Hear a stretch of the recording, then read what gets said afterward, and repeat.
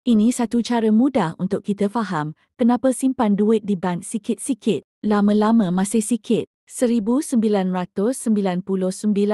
RM1 juta, 25 kilo emas. 2010, RM1 juta, 7 kilo emas. 2015, RM1 juta, 6 kilo emas. 2020, RM1 juta, 4 kilo emas. 2022, RM1 juta, 3,5 kilo emas. 2024, RM1 juta, 2,7 kilo emas. 2025, RM1 juta, 2,1 kilo emas. Duit nilai ringgit Malaysia yang sama, kuasa belinya makin lama makin kecil sebab dimakan inflasi. Emas berat yang sama, kuasa belinya makin lama masih sama, bahkan boleh makin meningkat. Kesimpulan, simpan duit banyak-banyak, simpan emas banyak-banyak. Jadi jangan takut untuk alihkan duit kepada emas banyak-banyak. Semoga bermanfaat. Jom tambah emas. Klik link di bio Ardi Aminuddin untuk mulakan simpanan serendah RM100.